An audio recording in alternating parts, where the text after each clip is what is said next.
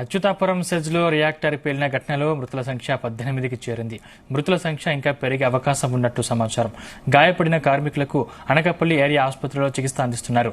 Essentia pharma కంపెనీలో ఓ reactor ఒక్కసారిగా పేలడంతో అక్కడికక్కడే 2 కార్మికులు చనిపోయారు. మరికొందరు ఆసుపత్రిలో చికిత్స పొందుతూ మృతి చెందారు. పేలుడు ధాటికి ఫార్మా కంపెనీ భవన్ పూర్తిగా దెబ్బతింది. భారీ ఎత్తున మంటలు ఎగిసిపడి దట్టమైన పొగలు అలుముకున్నాయి. ప్రమాదం జరిగిన సమయంలో పరిశ్రమలో దాదాపు 300 మంది కార్మికులు ఉన్నట్టు సమాచారం.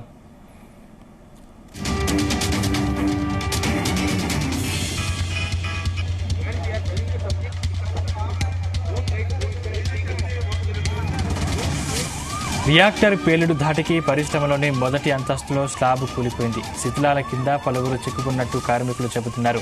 3వ అంతస్తులో చిక్కుకున్న కార్మికులను క్రేన్ సాయంతో బయటకు తీసుకొచ్చారు. ఎన్డీఆర్ఎఫ్ బృందాలు, అగ్నిమాపక సిబ్బందితో ఘటనా స్థలంలో సహాయక చర్యలు కొనసాగుతున్నాయి. ఈ ఘటనపై ఏపీ సీఎం చంద్రబాబు విచారం వ్యక్తం చేశారు. అనకాపల్లి కలెక్టర్కు ఫోన్ చేసి మాట్లాడారు. తక్షణమే సహాయక చర్యలు చేపట్టాలని, బాధితులకు మెరుగైన వైద్యం అందించాలని సూచించారు. కాగా రేపు అచ్యుతాపురం వెళ్లనున్నారు సీఎం చంద్రబాబు. రియాక్టర్ పేలుడు ప్రాంతాన్ని ఆయన పరిశీలించనున్నారు.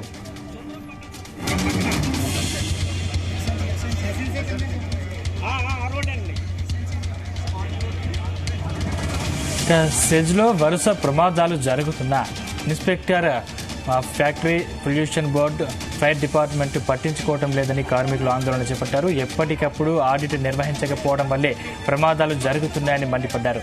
సెజ్లో ఎప్పుడు ఏం జరుగుతుందోనని చుట్టుపక్కల ప్రాంతాల ప్రజలు క్షణక్షణం భయపడుతున్నారు.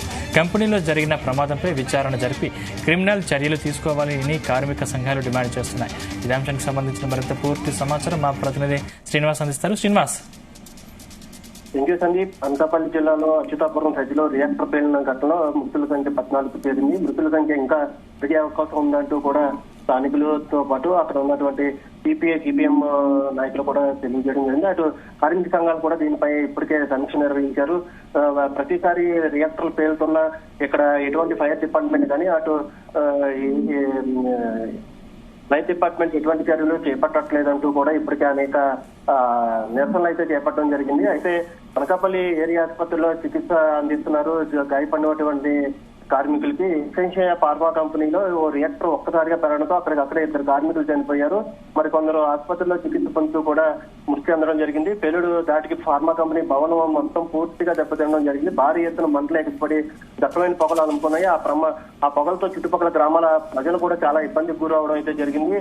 అయితే ఈ నేపథ్యంలోనే దాదాపుగా మధ్యాహ్నం 2-2:30 మధ్య ప్రాంతంలో అయితే ఈ ప్రమాదం చోటు చేసుకుంది. అదే టైంలో షిఫ్ట్లు చేంజ్ అవుతున్న టైము, లంచ్ టైం అవడంతో ప్రమాదం ఇంకా స్థాయి ఇంకా తగ్గిందనే చెప్పుకోవచ్చు. దాదాపుగా ఇప్పటికే 70 నుంచి 80 మంది కార్మికులు అయితే తీవ్రంగా గాయపడ్డారని మనకైతే సమాచారం ఉంది. అయితే ఈ పేలుడు దాటి సమయంలో షిఫ్ట్ చేంజ్ అవుతున్న టైంలో ఈ పేలుడు సంభవించడంతో ప్రమాదం అయితే కాస్త తగ్గిందని చెప్పుకోవచ్చు. అయితే ఈ ప్రమాదం ఎంత తీవ్ర స్థాయిలో ఉందంటే షిఫ్ట్ చేంజ్ అవుతున్న టైంలోనే ఇంత ప్రమాదం జరిగింది అంటే దాదాపుగా ఇప్పటికి 16 మంది దాదాపుగా చనిపోయినట్టు కూడా మనకు సమాచారం అయితే అందుతుంది.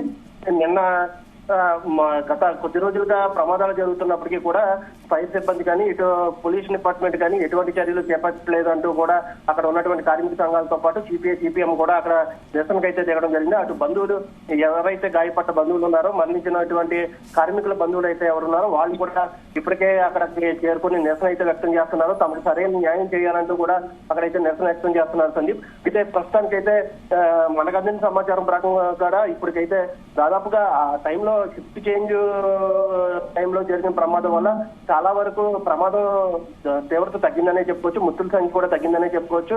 దాదాపుగా షిఫ్ట్ కానీ ఒకవేళ రన్ అయ్యి ఉండుంటే కనుక, లంచ్ టైం కాకపోయి ఉండుంటే కనుక దాదాపుగా ఉన్నటువంటి అప్పుడు షిఫ్ట్ లో ఉన్నటువంటి దాదాపు 300 నుంచి 400 మంది షిఫ్ట్ లో పనిచేస్తున్నారు. ఆ షిఫ్ట్ లో ఉన్నటువంటి 300-400 మంది కూడా చనిపోయే అవకాశం అయితే ఉండేది. అయితే లంచ్ విరామానికి వీళ్ళంతా కూడా షిఫ్ట్ చేంజ్ అవుతున్నారు. షిఫ్ట్ చేంజ్ అవుతున్న టైంలో భవనం నుంచి చాలా మంది అప్పటికే బయటకు రావడం జరిగింది. బయటకు రావడం జరిగిన టైంలోనే ఈ ప్రమాదం అయితే చోటు చేసుకుంది. అయినప్పటికీ కూడా ఇప్పటికే ప్రమాదం చాలా తీవ్రతగా ఉంది. అయితే ఇప్పటికీ శిథిలాల కింద ఎన్డీఆర్ఎఫ్ బృందాలు అయితే ఇప్పటికే సహాయ చర్యలు అయితే చేపడుతున్నాయి. అయితే ఇప్పటికే దాదాపుగా 14 నుంచి 16 మంది చనిపోయినట్టు అధికారికంగా ప్రకటించారు. అయితే దాదాపుగా 16 మంది కూడా విశాఖ జిల్లా నుంచి, అటు విజయనగరం జిల్లా నుంచి, అటు కాకినాడ జిల్లా నుంచి కూడా చనిపోయినట్టు మనకి ప్రాథమిక సమాచారం అయితే అందుతుంది. అయితే దీనిపై ఇప్పటికే సీఎం చంద్రబాబు కూడా సమీక్ష నిర్వహించారు. డైరెక్ట్ గా జిల్లా కలెక్టర్ తో మాట్లాడడం జరిగింది. అక్కడ ఎటువంటి సంఘటనలు జరగకుండా కార్మికులతో పాటు కార్మికుల బంధువులతో కూడా ఎప్పటికప్పుడు సమీక్ష నిర్వహించాలని సీఎం చంద్రబాబు ఇప్పటికే ఫోన్ లైన్ లో మాట్లాడారు. రేపు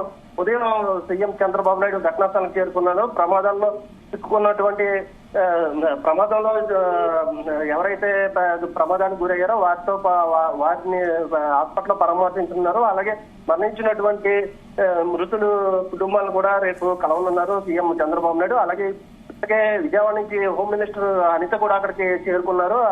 అనిత దీనిపై సంఘటనపై జిల్లా కలెక్టర్ తో పాటు జిల్లా ఎస్పీ దీపికతో ఇప్పటికే సమీక్ష నిర్వహించారు. ఆమె విజయవాడ నుంచి మరికొద్ది క్షేపట్లో ఏదైతే కంపెనీ ఉందో ఆ కంపెనీ వద్దకు చేరుకున్నారు. చేరుకుని అక్కడ మృతుల కుటుంబాన్ని కూడా పరామర్శించున్నారు.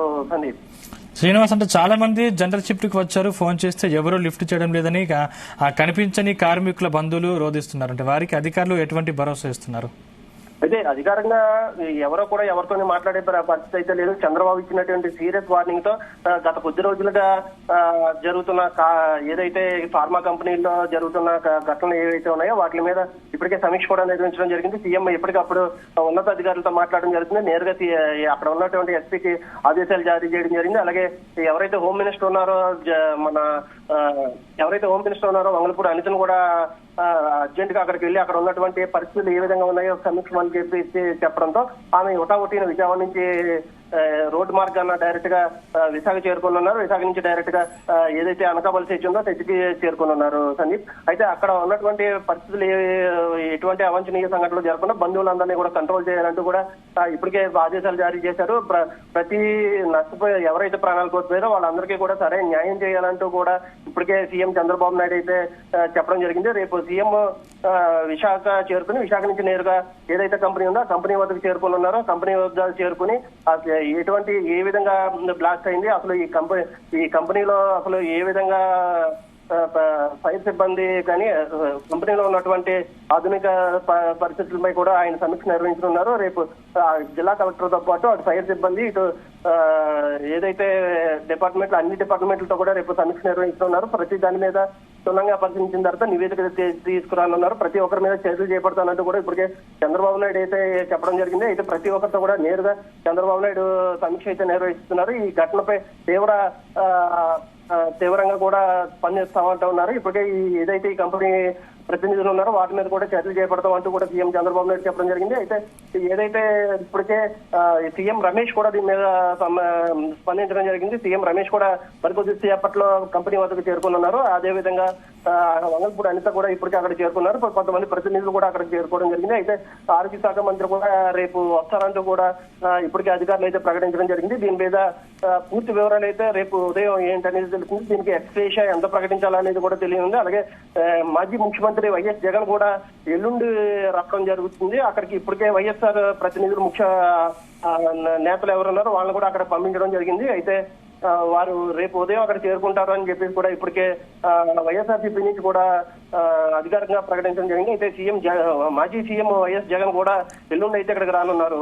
సందీప్, శ్రీనివాస్, అంటే ఇప్పటి వరకు మరణించిన వారిని అధికారికంగా ధృవీకరించి అంటే వాళ్ళ కుటుంబానికి అప్పగించారా?